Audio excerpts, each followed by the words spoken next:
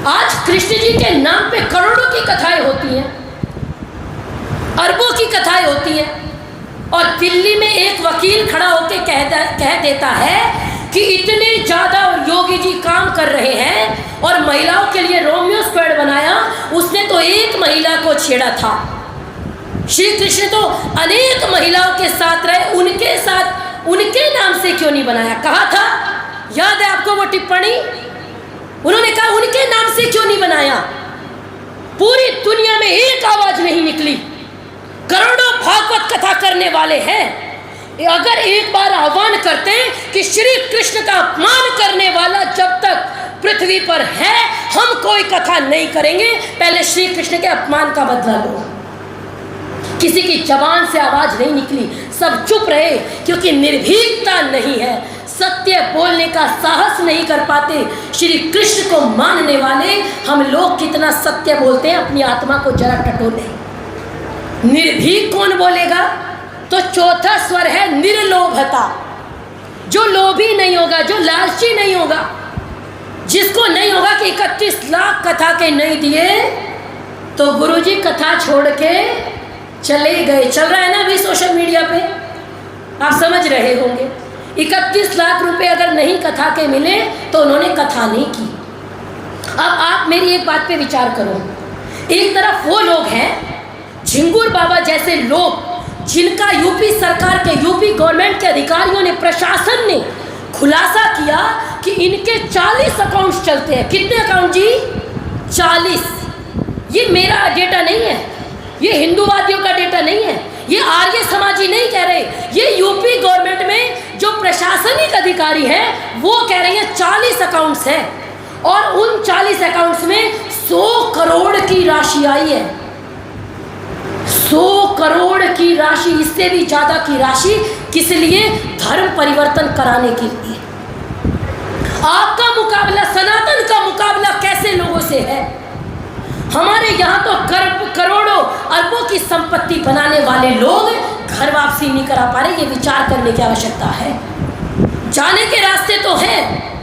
हमारे यहाँ इतनी बहनें, झंगुर बाबा वाली एक लड़की से बात किया, आपने देखा होगा, वो कहती है मुझे सऊदी भेज दिया गया, और जब मुझसे मिले तो राजू राठौड़ बन के मिला। मैंने सोचा हम ब्राह्मण हैं, ये राजपूत हैं, हो जाएगा विवाह, लेकिन बाद में पता लगा ये तो मुस्लिम है, मुझे कन्वर्ट कराने के लिए ले आया। आप विचार करके देखिए कैसी कैसी समस्या देश में है। निर्लोभता, एक पैसे का भी लोभ श्री कृष्ण ने नहीं किया। याद कीजिए, जब जरासंध का वध किया था, जरासंध वध के बाद स्वयं राजा नहीं बने, उसके पुत्र सहदेव को राजा बनाया। जब कंस का वध किया तो उसके पिता को राजा बनाया, उग्रसेन को। उन्होंने एक भी राज्य स्वयं नहीं किया।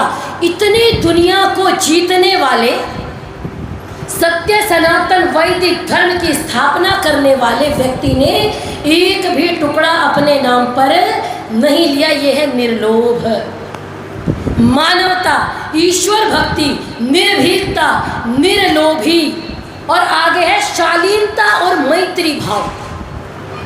श्री कृष्ण से शालीनता सीखनी चाहिए। जब युधिष्ठिर ने कहा राजसूय यज्ञ करेंगे, और राजसूय यज्ञ होने लगा, सबके काम बट गए, ये आप करोगे, ये आप करोगे, ये आप करोगे। श्री कृष्ण ने पता है कौन सा कार्य लिया? पैर धोने का कार्य लिया। चरण क्षालने कृष्ण ब्राह्मणानां स्वयं अभूत्। उन्होंने पैर धोने का कार्य लिया। मैं ब्राह्मणों के पैर धोऊंगा, उनके सत्कार करूंगा।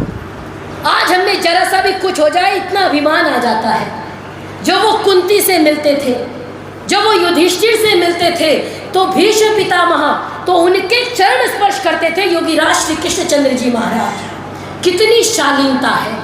और मैत्री भाव तो पूरी दुनिया जानती है, सुदामा के साथ कैसी मित्रता निभाई। ये हमको श्री कृष्ण से सीखना चाहिए। और छठा स्वर है नीतिमान। चाणक्य को भी आपने देखा होगा कितनी नीति से कार्य किया। छत्रपति शिवाजी महाराज को भी आपने देखा होगा कितनी नीति से कार्य किया। और श्री कृष्णचंद्र जी महाराज ने भी उतनी ही नीति से कार्य किया। चाहे वो घटोत्कच वध एक बार जब आपने महाभारत पढ़ा होगा, पहली बात तो हमको कह दिया जाता है महाभारत नहीं पढ़ना चाहिए, घर में नहीं रखना चाहिए। कितने लोगों ने सुनी ये बात? महाभारत घर में नहीं रखना चाहिए, नहीं तो लड़ाई हो जाती है। देखिए आप मुस्कुरा रहे हैं, इसका मतलब आपने सुना है महाभारत को घर में रखने से लड़ाई हो जाती है। अच्छा, हम में से बहुत कम लोगों के घर में महाभारत होगा, तो शांति किस किस के घर में है जरा विचार कर लीजिए। महाभारत से लड़ाई नहीं होती। जब महाभारत पढ़ते हैं तो भाई अगर दुष्ट हो तो क्या व्यवहार करना चाहिए, स्त्री का सम्मान कैसे करना चाहिए, धर्म की स्थापना कैसे करनी चाहिए, नीति का प्रयोग कैसे करना चाहिए, साम दाम दंड भेद का प्रयोग कैसे करना चाहिए, ये सब हमको महाभारत सिखाता है। इसलिए महाभारत को घर में रखिए और उसका स्वाध्याय भी कीजिए, उसको पढ़िए। श्री कृष्णचंद्र जी महाराज जब महाभारत का युद्ध होने जा रहा था तो अर्जुन ने कहा कि मेरे रथ को बीच में खड़ा कर दो। एक तरफ कौरव खड़े हैं और एक तरफ पांडव खड़े हैं। जब श्रीमद् भगवद गीता का प्रथम अध्याय पढ़ेंगे तो उसमें आता है कि अर्जुन कहता है सीदंती मम गात्राणि मुखम च परिशुष्यति वेपतुश्च शरीर में रोमहर्षश्च जायते। मेरा गला सूख रहा है, मेरा शरीर कांप रहा है, मेरे रोंगटे खड़े हो रहे हैं, मैं नहीं लड़ पाऊंगा।